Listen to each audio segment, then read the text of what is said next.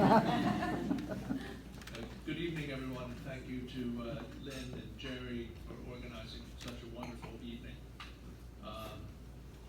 Mrs. Blosky was a teacher and a mentor to me and many people in this room.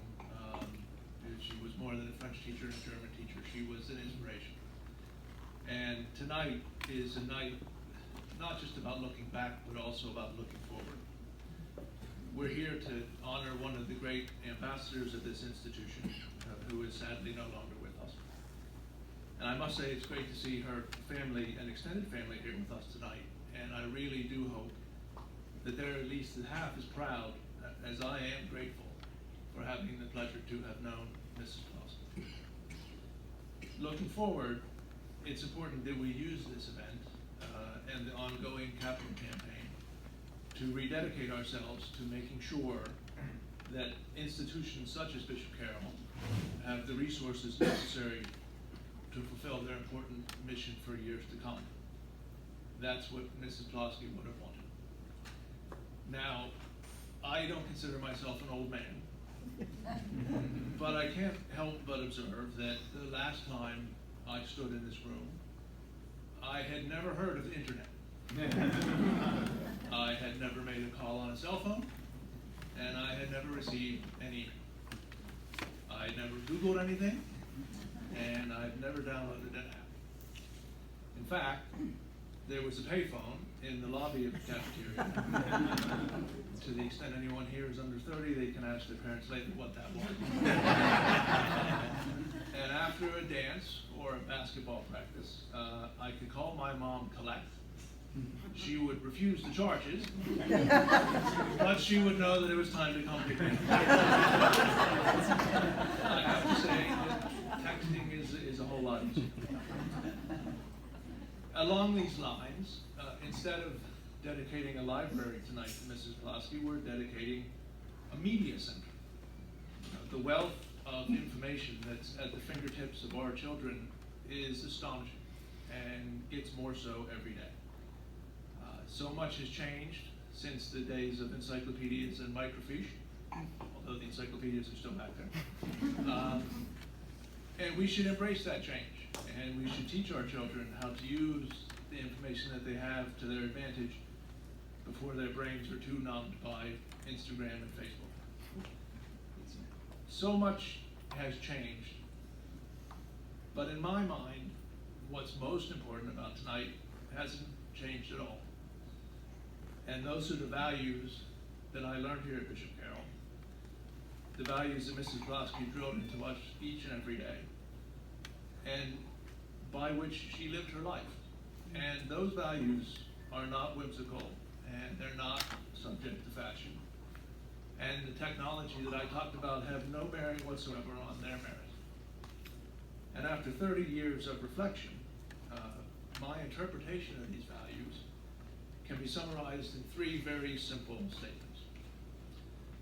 The first is to demonstrate integrity in everything that you do. We have been put on this earth to make it a better place when we leave. Treating others with honesty and fairness is the only way to build trust and create a greater good. And having the manners and the self-respect to make others comfortable and open in our presence is how we make ourselves better, because you're never too old or too smart to learn from somebody else. Second, have compassion and thoughtfulness for others at all times. The world is full of selfish people. Being selfish is easy. It's also pathetic. Nobody succeeds in life alone. We all need help along the way, and we are called to return that help for others whenever we can.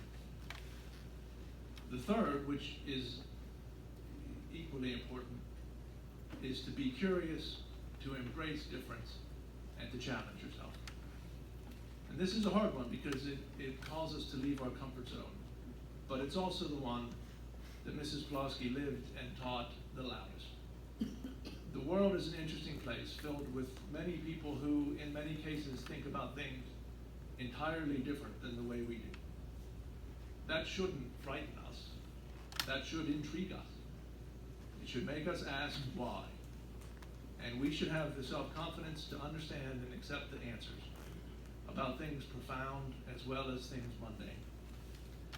When Mrs. Pulaski made crepes for her French class in 1987 on Mardi Gras, she probably didn't think that something so simple would help inspire one of her students to decide to go to France for business school, to there meet his Irish wife, and to today live in the UK with 3 amazing children, all of whom are equally comfortable in Ethiopia as they are in Evansburg.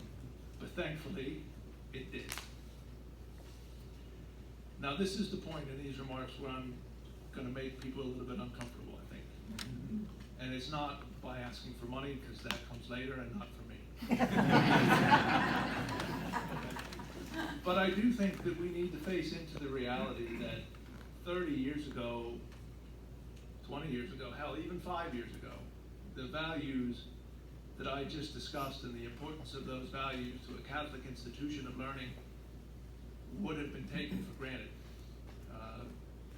We may not have lived by the Beatitudes every day, but we knew them, and we didn't question their universal truth. Today, we live in a world where alternative facts are a thing. For some of the role models our children see every day, it seems like integrity is a relative concept, and that lying is okay as long as it's a means to an end.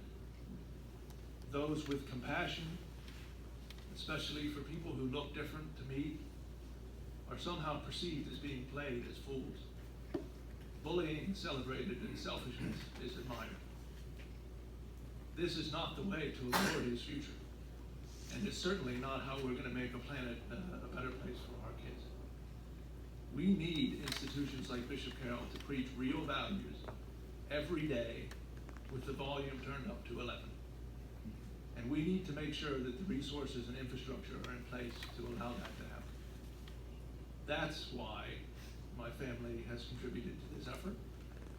And we hope and we pray that together we can make sure that 30 years from now, there will be many, many others who have been inspired by this place as I was. So thank you all for being here, and have a good rest of the evening.